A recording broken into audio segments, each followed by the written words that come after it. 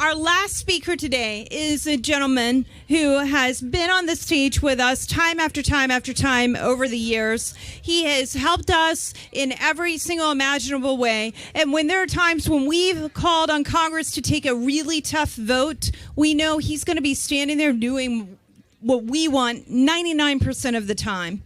He'll do it even if he's standing alone. And that's the kind of courage that we want for members of Congress. And I think that's part of the reason why we support and like President Trump so much, because he's willing to stand and fight and do things alone, even if he has to. So please join me in welcoming our last speaker of the day, Congressman Louie Gohmert.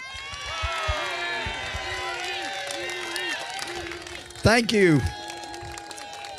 Thank you.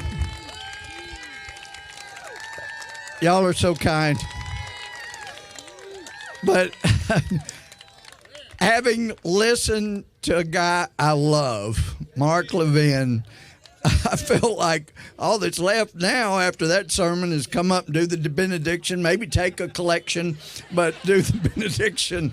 Because, man, but it is wonderful to be with you again. 10 years ago, it's hard to believe. It's been 10 years.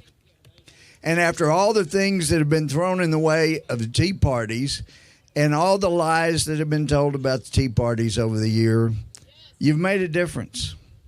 If it weren't for you, there would be Obamacare 10 times worse than what it was. And some have pointed out that they would have passed a much more draconian socialized medicine policy or bill, and it would be where we could not ever have a chance of getting rid of it.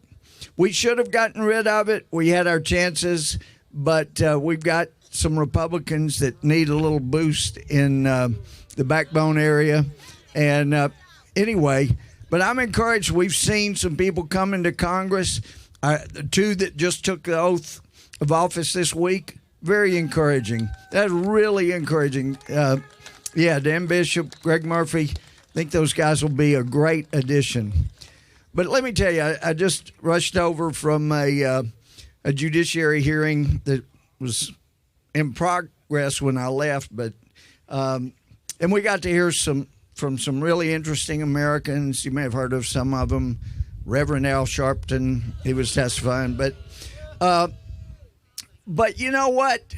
What struck me, I'm hearing about all this unfairness to African Americans.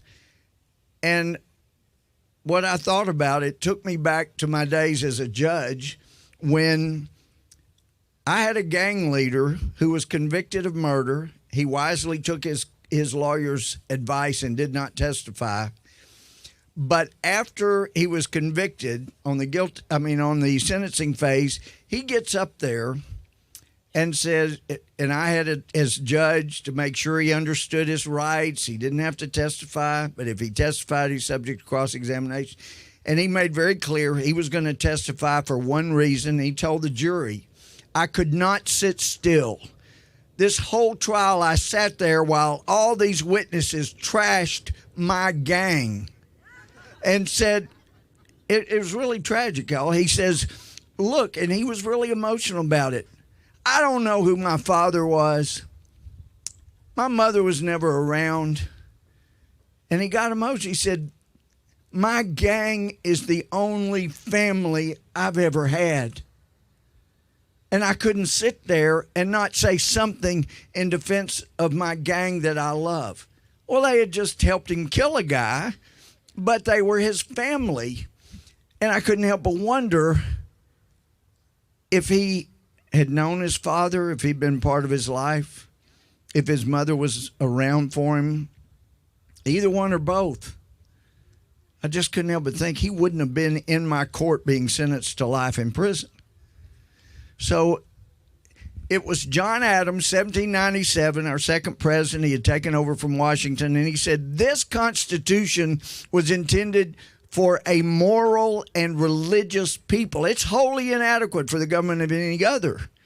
And I think about that all the time. Our solution is not getting Congress to pass a certain bill. Those are things we need to do.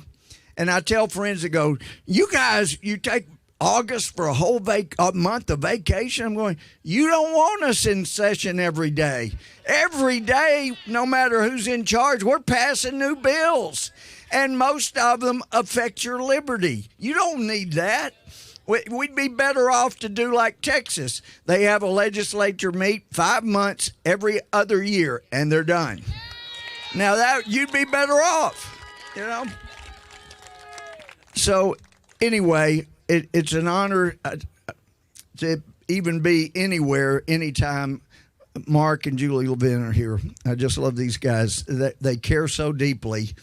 And I told Mark, I waited a long time to read Unfreedom of the Press because I knew it would make me mad.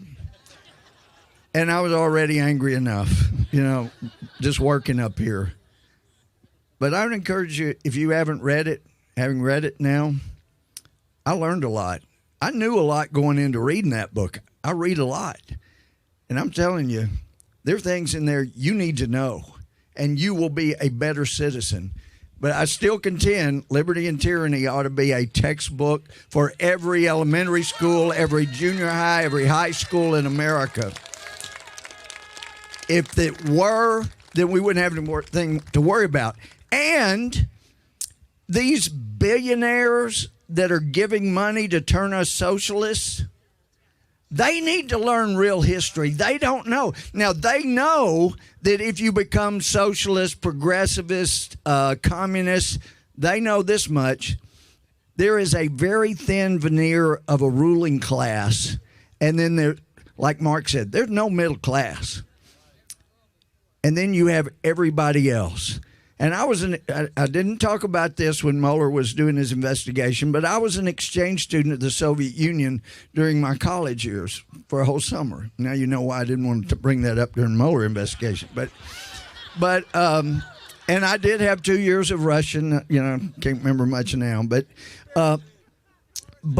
I'm telling you, I've seen it firsthand. There is no middle class.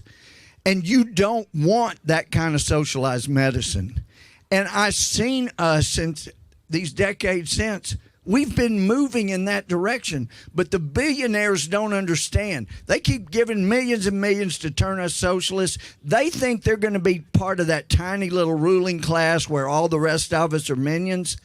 They needed to study some real history. If they will, they'll find out that people like them, after a country goes communist, socialist, progressivist, that little group of leaders, they take their money, but then they go either to a gulag or to a cemetery.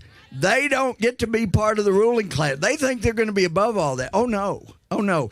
They have been miseducated enough that they don't understand that. So let me just finish with a little history.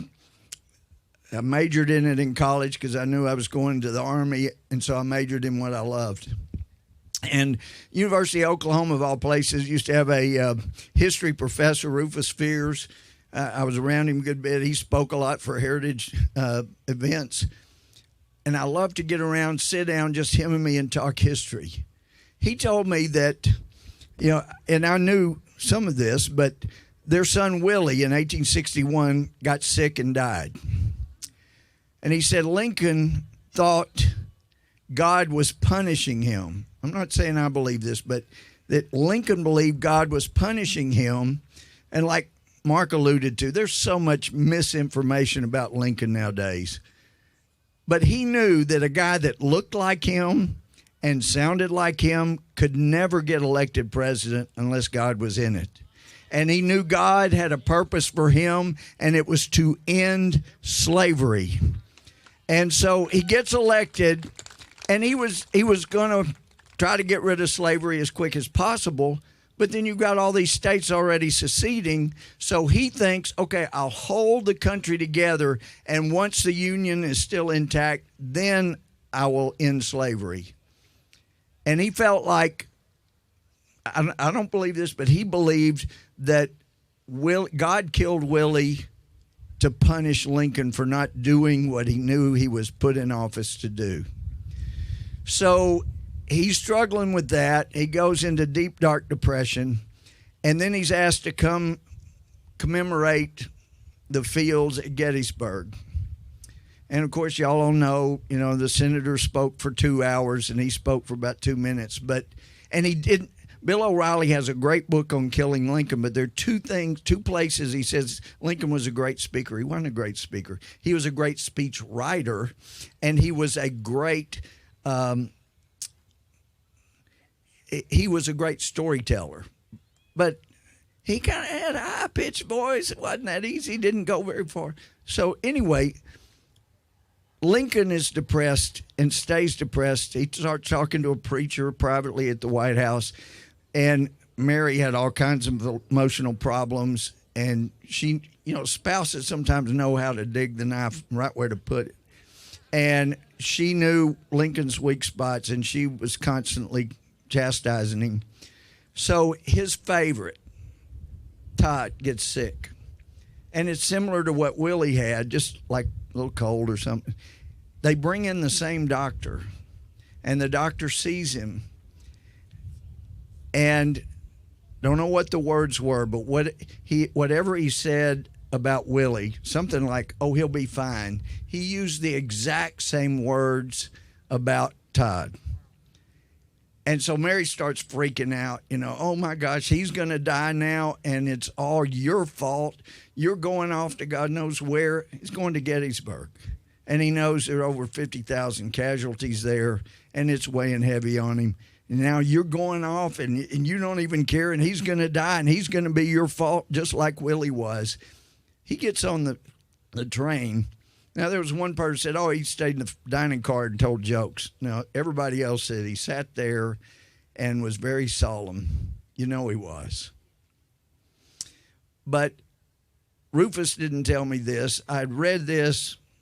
I can't account for its validity, but it sounds right. And it reminds me a little bit of Donald Trump. But through that process, he decides, I got to do something to end slavery. I got to make that move. So he does a first draft of the Emancipation Proclamation, and he feels like he's got to do a final draft. He's got to make that public. And so he talks to the cabinet, and he reads it to them, and they discuss it. And the story says all of them were against it. And they all told him what a big mistake was. It would prolong the war. The South would never give up when he put that out. Anyway, he said, well, let's put it to a vote. All that feel like I should make this an official proclamation say aye. Lincoln said aye. All opposed, nay. Everybody else says nay. And Lincoln says, looks like the ayes have it. Well, I heard, yeah, that's a man of commitment that knows right from wrong. And we have too many young people that have been miseducated by the Bill Ayers types that went into universities, they became professors, tenured, and they taught the teachers misinformation. But I heard a story that when President Trump was talking to the cabinet about should I recognize Jerusalem as the capital? Now, we all recognize Jerusalem as the capital, right? And he said, I think we should do it. And nearly all of the cabinet said it's a bad idea. I was told that one of the cabinet members at the meeting said, look, if you declare Jerusalem the capital of Israel, I got to tell you, we don't have enough service members in the world that will be able to win the war that you will start if you do that. And I was told President Trump said, yeah, I still think I ought to do it. And he did. And look what happened. So don't give up hope. You've got brilliant intellectual thinkers that also are great communicators, like the great one. And that inspires me. And you inspire all of us. So thank you for your commitment. Thanks for not giving up. This is a treasure worth keeping, and that's what Ben Franklin said. So let's decide we're going to keep it. Thank y'all very much. Thank you. Thank you so much. Thank you, Congressman Gohmert. And thank you to every single one of you who are here today. Let's continue to stand for freedom. Let's make sure that Americans know we are going to do all we can to stop socialism and choose freedom.